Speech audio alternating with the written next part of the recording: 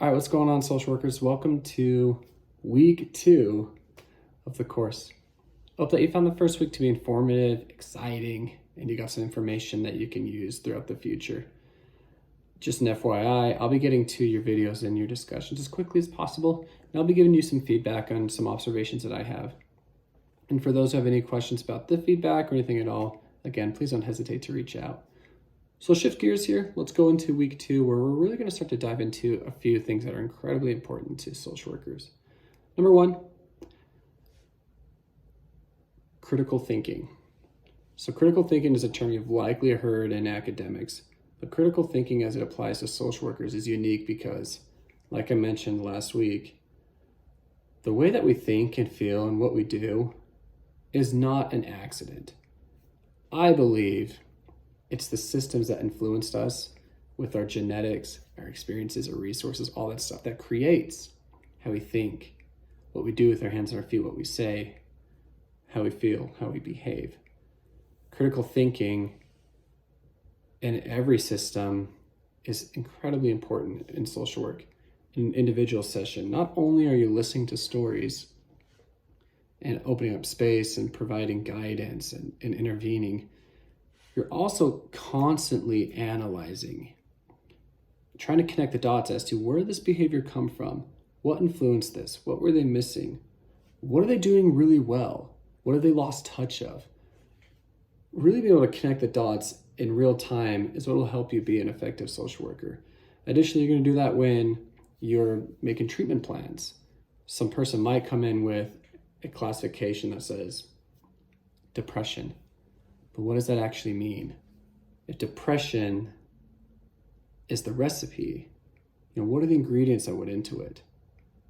And what can we do to improve that? And everyone's very different, as you probably know. When we're looking at systems, what kind of resources do these people have?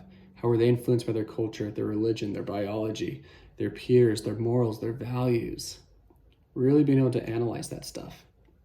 Additionally, critically thinking about the systems that they are in. If we're doing more macro systems work, how can we look at gaps that are impacting other people? What are some of the strengths that are within that system that we can leverage? This is all about developing that stuff. That being said, I hope that as you're listening to me, you have that critical lens. Feel free to use that critical thinking towards some of the instruction that I'm providing. The other part of this, we're going to look at culture. So this week, we're going to have you select the population that you'll be doing your cultural competence assignment on. It's a little more down the road. And so I am going to encourage you to identify a population that would be challenging for you. So some might be domestic violence. Some could be working with perpetrators of abuse. It could be a different population, race entirely. Whatever that is, I encourage you to go into that because I want to use this as an opportunity to see where your biases are. Spoiler alert, we all have biases. And so the more that we can recognize our bias, the more we can become aware so they don't impact the work that we do.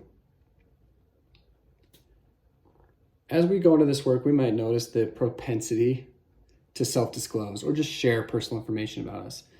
I will say that self-disclosure isn't all bad. In practice, on occasion, I will intentionally self-disclose as a means to motivate, to normalize, or just to build rapport. However, most of the time I choose not to. I will say that in a professional environment, if you're going to self-disclose, just be intentional. Think about what is appropriate for this type of setting. As always, any questions at all, please feel free to reach out to me or use the Ask the Instructor forum. That way, if you've got a question, maybe other people are thinking the same thing, we can all help each other out. So looking forward to seeing some more work and have a good week.